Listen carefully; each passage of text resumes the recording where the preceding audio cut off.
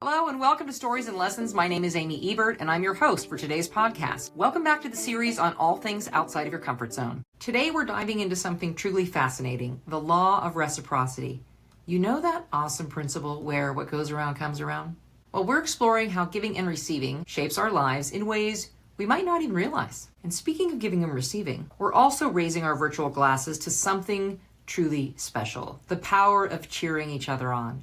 From small victories to big dreams, we're diving into how showing support can create a ripple effect of positivity and reciprocity. So let's get ready for some eye-opening insights. Okay, first things first, let's break down what reciprocity is all about. It's this super cool concept where when you do something nice for someone, they're naturally inclined to do something nice for you in return. It's like spreading good vibes and watching them bounce right back to you, making the world a better place, if you will. Now that we've taken a moment to understand the law of reciprocity, let's talk about how reciprocity plays out in our relationships. Ever notice how when you go out of your way to help a friend, usually they're more likely to lend you a hand when you need it? You're top of mind for them, so they will think in ways that can help you. That's reciprocity in action, strengthening those bonds and making life sweeter. Unless, of course, they're the taker kind, but more on that topic another day. Reciprocity isn't just about friendships. Reciprocity is a big deal in business relationships, too.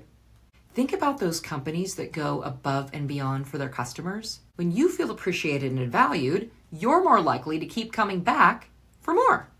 It's a win-win for everyone. And speaking of wins, let's talk about networking and teamwork. Ever scored an awesome opportunity because you helped someone out in the past? That's the magic of reciprocity at work, opening doors and creating new possibilities. So next time you're at a networking event, don't hold back. Be generous with your time and expertise, and you'll find the right people who also understand this law. Now that we've gotten the friendship, business, teamwork, and networking relationships down, let's get personal. Reciprocity isn't just about what you can do for others, it's also about how it can help you grow as a person.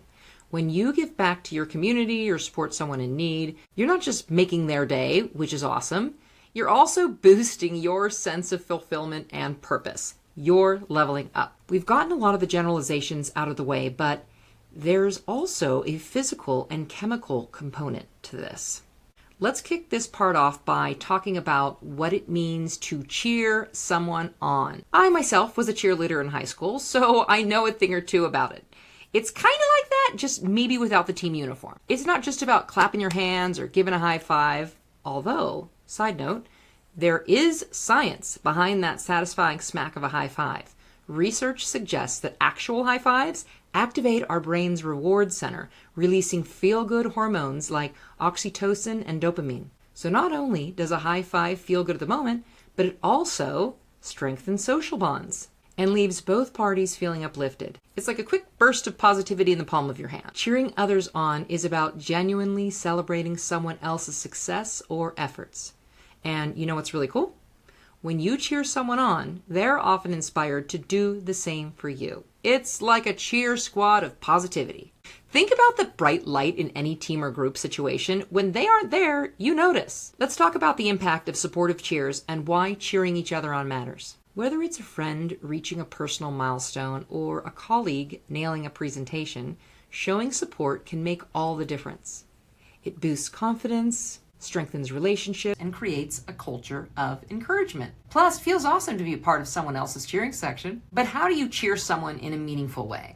It can be as simple as sending a congratulatory message, giving a shout out on social media, or just offering a listening ear.